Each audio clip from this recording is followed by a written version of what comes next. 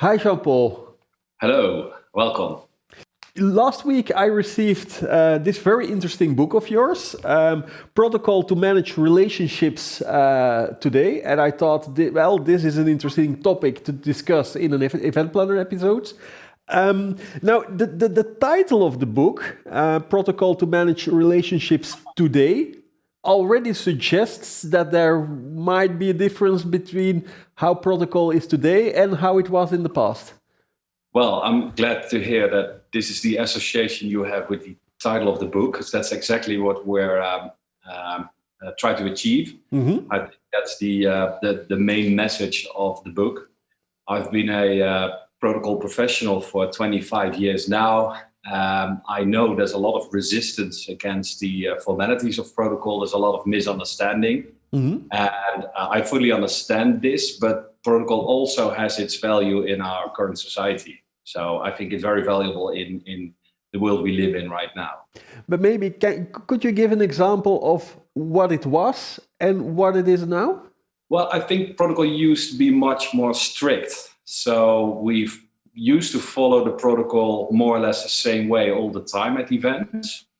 Mm-hmm. And we're now living in a society where things change very rapidly. So, and protocol wasn't made to be very flexible. Protocol is all about applying the same rules all over again. Mm-hmm. That has to do with building trust. So, and managing expectations. People know what to expect, and thus the protocol has to be more or less the same every time.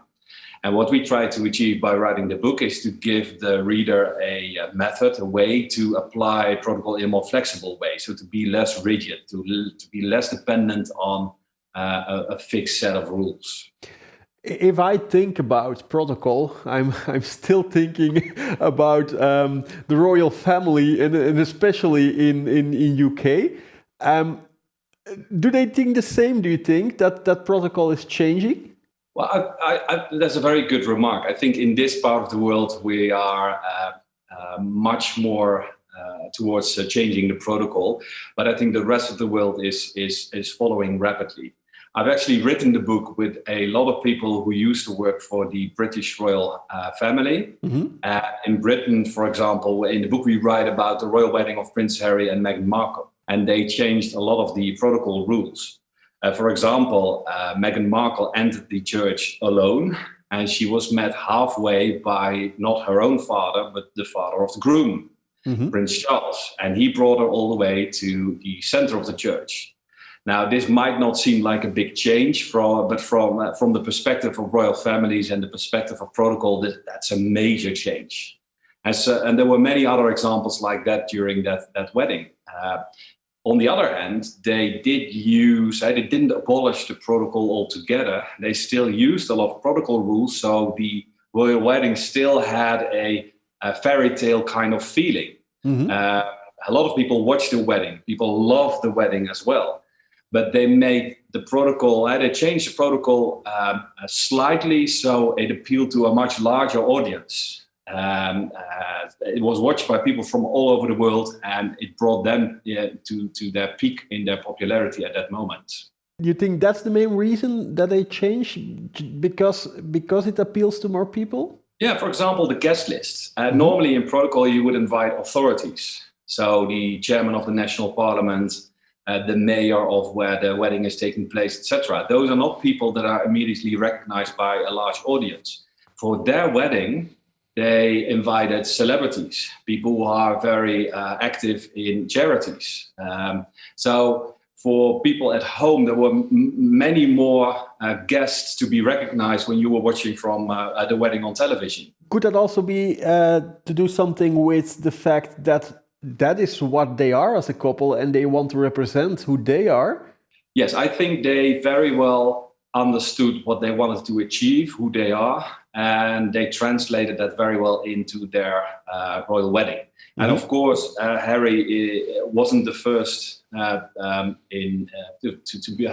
never to become king of the United Kingdom, so he has more freedom to change the protocol.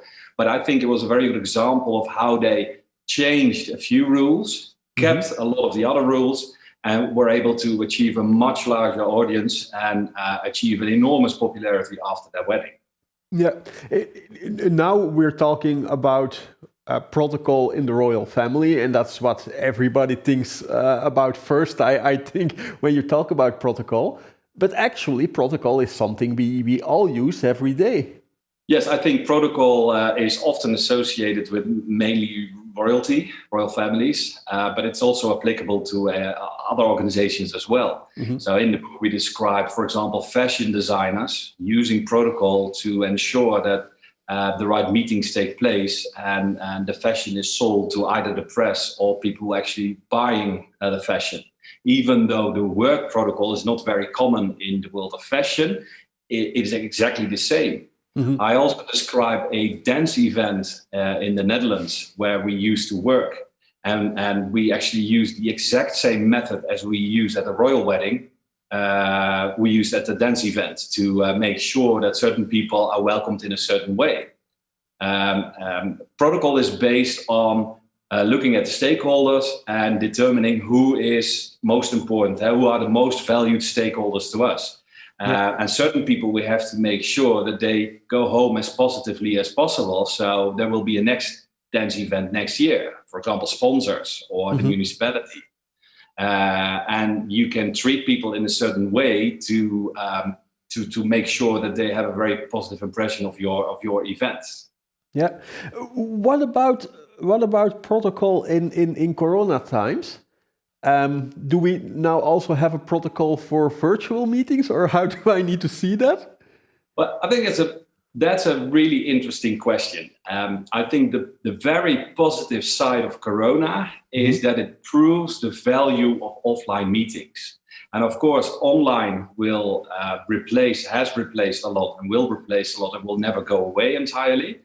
But we now realize how important it is to actually arrange offline meetings. For example, building trust, you can do it online, but it will take many times more, will take much more time to build a relationship of trust. I also think that we were in a stage that many events were being organized, but most of the attention was given to what happens on stage, what's the theme, or what are we eating or drinking. And from a protocol perspective, those elements are second. The main focus of an event where protocol is used is who's coming, and when they are coming, how do we make sure that they actually meet each other, so they can actually start building a relationship, preferably of trust. Yeah, a couple of months ago we had Rutger Bremer here in the studio, and he was talking about the Connecting the Dots event you did together, one of the events you did together with them, and you did kind of an experiment on putting the focus on there. And I remember from him telling that everybody at the event was very enthusiastic about the approach. Could you tell something about how what exactly did you do there? Yeah, well, it was an experiment for him. It wasn't an experiment for us. This is how we always operate. But what we did is that we spent a lot of time thinking who's attending the event and who should be of interest to who. So who should be in seat next to people, enter the premise, who should they meet? And for example, people were welcomed upon arrival by Rutger and by myself. Both of us being the main host, and then we brought all the guests to another co-host, and the co-host had the assignment to introduce all the people around him or her to each other. And then we sat down for a lunch. It was actually an etiquette lunch, and people were seated next to other people so that even more encounters could take place. So we really focused on making sure that people were meeting as many people as possible. And in between, we were actually explaining why we were doing this and how we were doing this. So this was actually a training and an experience at the same time. By having the second host, I assume you also make it not as forced, because if you just say, okay, here's a person, now let's talk together, that doesn't work, obviously. But in this way, I assume it becomes more natural. In my culture, formalities is a very negative thing. I think nobody likes formalities, but the Dutch, they even have an enormous fear of formalities. In Belgium, that's less the case from my experience. But you're absolutely right. If this is not arranged in the right way, then it feels all very artificial and it feels all very formal. So the way you perform this, that really determines the success of these things. So from a guest perspective, the guest shouldn't really notice that he or she is welcomed and brought to another person. From a guest perspective, you enter the building, someone says hello, and suddenly you're standing to another person. That's how it should feel like. And I've been doing this for 25 years. In the beginning, we weren't as good at it as we are right now. But now we can actually guarantee that the guest doesn't know anything about, all these things that are arranged. And this is how we learned it from the European monarchies. This is how protocol is used at those monarchies. People shouldn't become aware of the process behind the way we welcome people. Mm-hmm. It should feel 100% naturally and spontaneous. Yeah. Now, this brings me to a really interesting topic, and this is where the big paradox is in our profession. Because on the one hand, it only works if it's 100% authentic and spontaneous, but on the other hand, there's no such thing because everything is arranged. Yeah. And this is a balance where we have to constantly keep that in our minds, because this is a balance that can constantly go into one direction or the other direction, and it should be in the middle. You intrigued me before by saying, okay, it's all about knowing who your guests are and matching them with people who might interest them, but that would also mean that you really need to know who your guests are. And I can assume for some events you not always know people personally. Is that then a matter of asking questions up front, or how do you handle that? Well, I think that brings us back to your question about Corona. I think what really needs to change after Corona is that we don't focus on quantity, but we focus on quality. So if we don't have the capacity to really know our guests up front, and if we're not able to make right connections, don't organize a networking event. So it's better to organize a networking event with less people you're able to go this far than a big event with a lot of people you've never met before, and you're not able to arrange the meetings we just discussed.